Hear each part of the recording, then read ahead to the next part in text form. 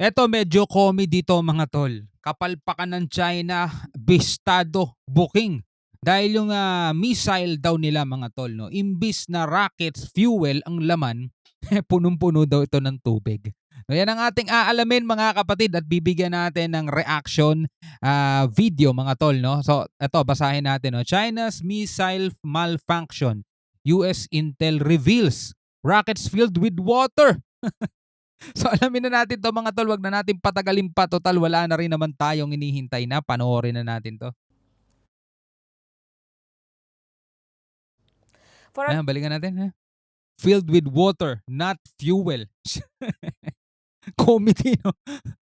'Di ba yung sinabi ko nung nakaraan, ang dami nilang rocket, ang dami nilang eroplano, pero lahat yun puro pang-show lang, eh, 'no. Puro pang, ano lang nila, yung tipong, pagpakita lang sa buong mundo na kunyari malakas mga tol. So eto, isang kapalpakan nila ay nabisto. For our next story, allow me to paint a picture for you. Imagine a massive expanse of land. There are hundreds of missile silos, and there's a dictator dressed up in military fatigues. There's a dictator daw. Naku, magagalit dito mga pro-China mga tol. Hindi daw diktadorya ang hindi daw diktadorya ang China mga tol.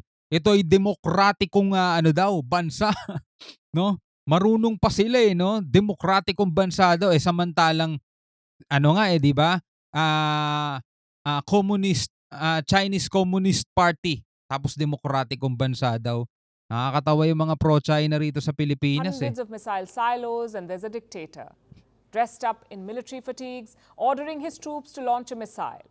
You wait with bated breath, but nothing happens. Anticlimax. The silo lids which house the destructive missiles refuse to open. Our dictator is frustrated, but undeterred. He orders his soldiers to fire a different missile. Again, they fail. This time, the missiles are the problem. Instead of rocket fuel, they're filled with water. Sounds like a comedy of errors, but what if I told you that this is not fiction? So totoong nangyari mga tol 'no. Sabi nung, diktador daw ay, mag-launch ng missile mga tol. Hindi gumana 'no, walang nangyari. So nagutos ulit siya na, "Sige i-fire niyo pa yung isa." Hindi na naman daw nangyari. Wala na naman nangyari, malfunction. At nang malaman-laman nila mga tol, puro pan-display lang pala yung mga missile dun. Kasi hindi naman mga fuel yung laman 'no, puro tubig. Anong gagawin dun?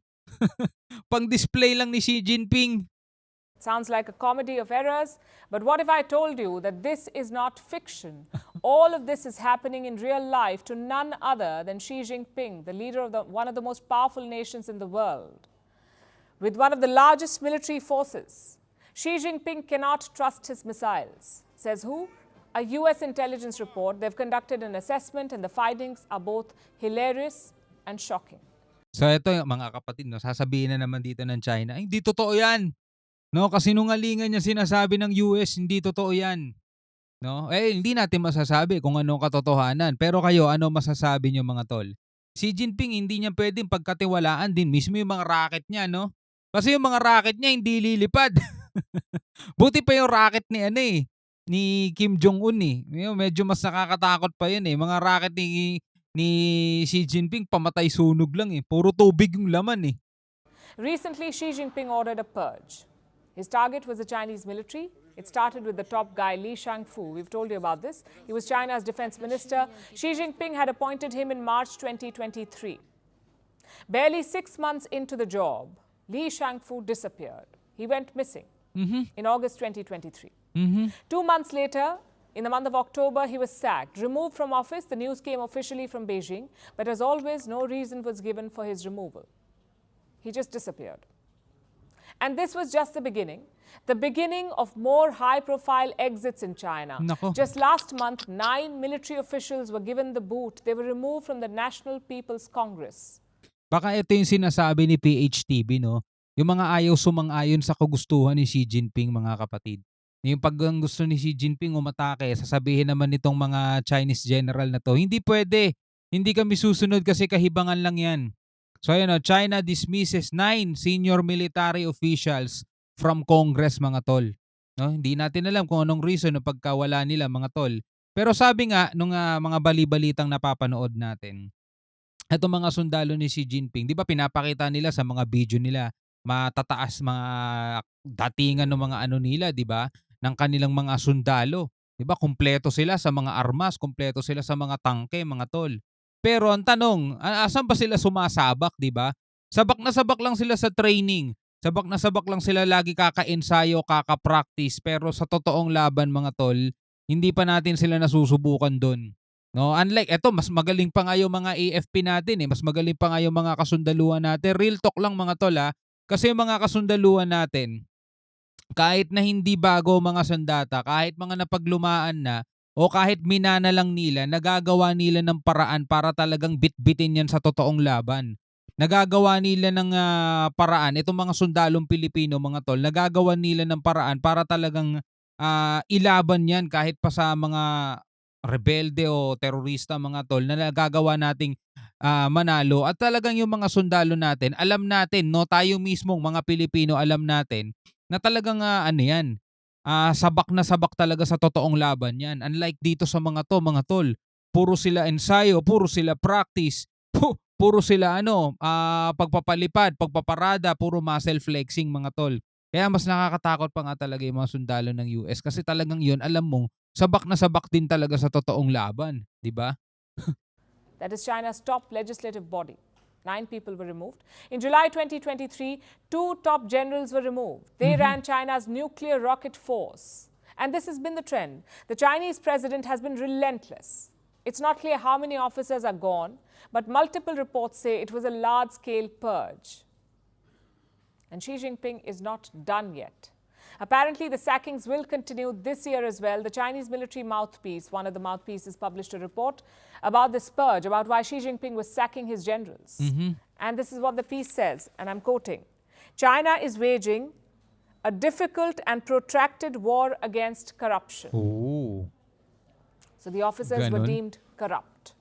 Nothing new there. When Xi Jinping So yun lang ang sinabi, mga corrupt daw yun kaya pinagtatatanggal, mga tol. So, stop na tayo dun sa ano na yun, sa report na yun, mga tol. Hindi natin alam ang totoo dyan. So the officers were deemed corrupt. Nothing new there. When Xi Jinping became president, his top priority was fighting graft, especially in the PLA. He launched a campaign called Tigers and Flies, meaning a crackdown on both big and small players, tigers and flies. They will all face action. And that's exactly what he did. In the last 10 years, more than 2 million government officials have been prosecuted in China, including from the PLA. And now, more than 11 years into the job, the cleanup drive is still on. So the Americans dug into this decade-long purge. And what they uncovered was quite embarrassing for China. Tama. Turns out corruption in the PLA is rampant, especially in the defense industrial base. Both the PLA's officials and suppliers are involved, and this corruption has hurt their preparedness, their readiness for war. The US intelligence uncovered specific examples. Listen to this, and I'm not making this up. Listen carefully. China got missiles that were filled with water instead of fuel. I'll repeat that. The missiles supplied to the Chinese army had water, not fuel in them. Paano sila lalaban yan pag ganyan? Yung mga missile nila, mga tol, ay punong-puno lang ng tubig, hindi hindi missile fuel, no? So ngayon, yung mga sinasabing bakbakan, todong bakbakan na ganyan, mga tol, paano mangyayari yun, no? Kung ang puro pinapakita ng China is puro panlabas lang, alam niyo yung muscle flexing nga lang talaga na sinasabi. Puro pagpapakita ng puwersa kunyari, mga tol. Pero eto naman yung totoo, yung panloob, mga tol. 'Di ba? Yung PLA niya puro ang taas ng korupsyon, 'di ba? Tapos yung mga missile nila na inaasahan nilang gagamitin, dapat pagdating na talagang, kaya pala hindi nila maano yung Taiwan, mga tol, na kahit kung tutuusin, napakaliit ng Taiwan, malaki pa ang Luzon dun, 'di ba? Pero hindi nila magalaw kasi nga binaback up pa ng US, at alam naman natin ng mga tol, ang US hindi naman mga hindi naman mga tubig ang laman ng mga missile dun, talagang ano, talagang panlaban talaga. Kaya kung makikita mo yung mga jet fighter nila, makikita mo yung scars of war dun, eh, 'di ba? Yung mga bakas ng pinagdaanan talagang laban, eh. Hindi katulad nung mga eroplano ng China, talaga makikinis pa, eh, 'di ba? Puro mga magaganda pa, eh. Kasi hindi naman talaga lumalaban pa yung mga yun, eh, puro sa ano lang yun, puro mga sa, circus lang yun, sa show lang yun, eh. Dun lang nila kadalasan nagagamit yun. My goodness, In kahihiyan Western yan. China, there's a missile silo field where the lids are malfunctioning, so they cannot launch a missile when they want to. Mhm. I'm sure it's a matter of shame and worry for Xi Jinping.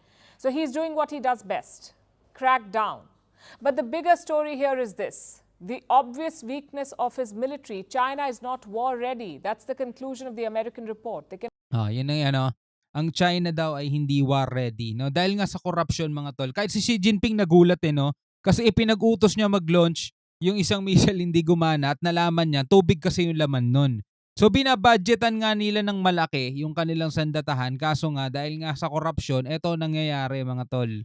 So hindi talaga sila war ready, 'no? weakness of his military. China is not war ready. That's the conclusion of the American report. They cannot fight a war. These revelations have shaken China's confidence in its army and raised doubts about the PLA's capabilities. Where does this leave Xi Jinping? He cannot fight the world with missiles filled with water. He pumped billions to modernize his military. He wanted a mighty sword of steel. What he's got is papier-mâché. So, ito nga kapatid 'no, so ito nga ang nangyari. Paano nga naman lalaban ang, China? Ito'y pinapakita nila sa buong mundo ganito at yun din naman ang inaasahan ni Xi Jinping mga tol. Pero ito ang na-receive niya mula sa kanyang mga army. Yung PLA niya hindi tulad ng kanilang ipino-project 'no, hindi katulad ng ipinapakita nila sa mundo. 'Di ba napakaangas nila sa West Philippine Sea. Kung, takutin nila ang Pilipinas gano'n-gano'n na lang. Pero eto nga sabi 'no, hindi kaya ng PLA ni Xi Jinping, hindi kaya ng mga sundalo niya ang sumabak pa sa isang bakbakan. Paano nga naman sila sasabak sa isang bakbakan kung yung missile nila punong-puno ng tubig imbis na, rocket fuel mga tol. So ano mangyayari sa kanila nun, 'di ba? 'Pag nangyari ang totoong laban mga tol, 'pag nangyari ang talagang bakbakan, wala. Pamatay sunog na lang yung, mga rocket nila mga tol at hindi panimula. So ikaw, anong masasabi mo dito sa videong napanood natin? Comment ka na lang sa baba. Hanggang sa muli, ako nga pala si Shobal D. Peace out.